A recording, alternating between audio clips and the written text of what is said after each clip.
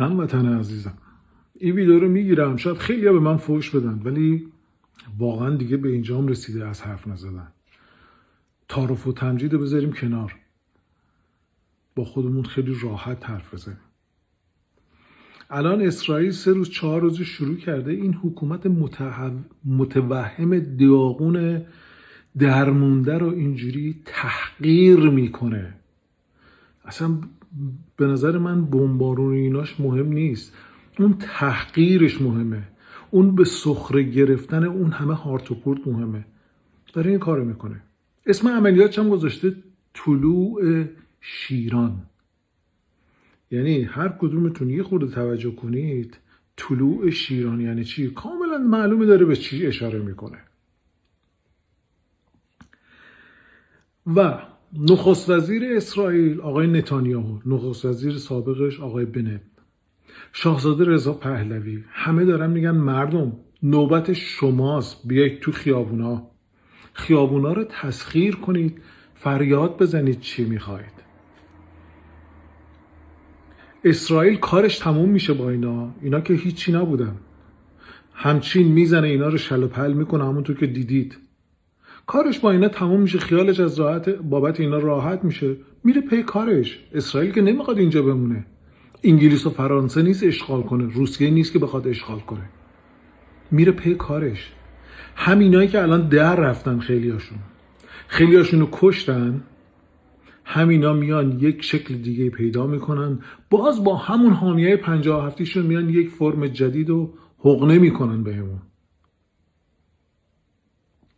امروز اگه برق نداری به خاطر اون ماینرایی که گذاشتن دارن رمز ارز استخراج میکنن، فردا ولی دیگه واقعا برق نداری، چون میزنه همه رو. شما بیای تو خیابون، این حملات متوقف میشه.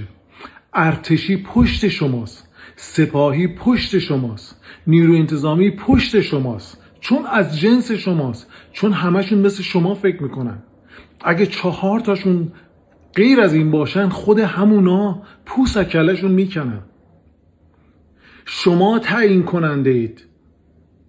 اگه میخواید بشینید دیگه فردا فیلم برای من و تو نفرستید، آی بدبخت شدیم، برق نداریم، نون نداریم، آب نداریم. نتیجه کار خودتونه. یه روزی میگفتن 57 یا ناآگاهی بود و نمیدونم وعده وعید دادن و فلان بود و اینجور چیزا بود. الان که دیگه اینا نیست. یه روزی میگفتن حامی نداریم، این حکومت تا دندان مسلح میزنه. الان که دیگه این نیست. حامی دارید، حکومت تا دندان مسلح نیست. بخش بزرگی از حکومت با شماست. الان بهونتون چیه؟ اگه منتظرید نه مثل خمینی آفتابه به دستی که بیاد بهتون بگه این مجانی اون مجانی، اینی بهتون میدیم بشینید تو خونه تکون نخورید، نه این خبرها نیست. اگه چیزی رو میخواین بابتش باید قدم بردارید. کسی چیزی رو تو این دنیا به شما مجانی نمیده. مجانی رو که دیدید، پول گلوله هایی هم که باش اعدام میکردن میگرفتن، اون مجانی بود.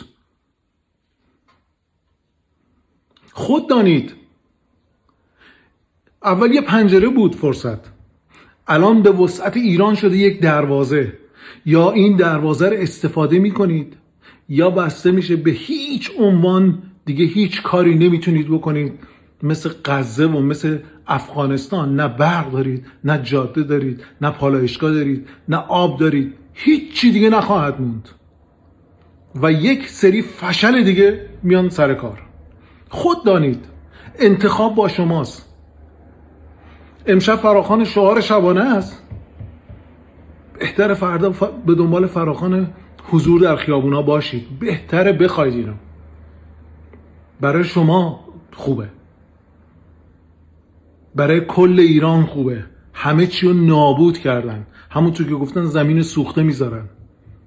تا فرصت هست یه خودی نشون بدید، چیزی مجانی به دست نمیاد. تمام دنیا داره ما رو نگاه میکنه، تمام دنیا داره ما رو نگاه میکنه ببینه مردم ایران چیکار میکنن. این فرصت که گذشت جای هیچ گلایه‌ای دیگه نیست. همه چی هم آماده است.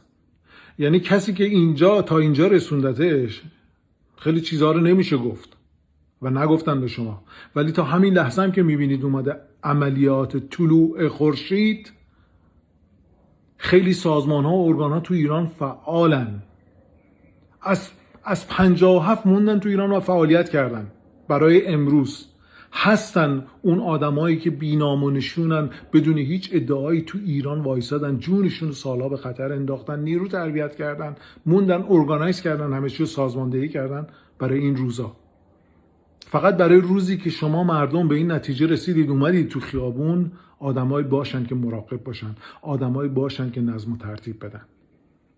نگاه نکنید به 401 و اینا.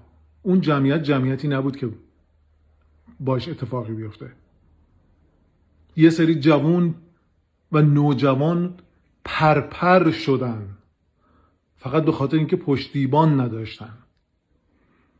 جمعیت میلیونی، یعنی 60% 90 میلیون ایران اگر به سن قانونی رسیده باشن، میشه تقریبا 54 میلیون نفر. از این 54 میلیون نفر 10 میلیونش نیاد تو خیابون، یعنی از ماست که بر ماست، که تا الانش بودا.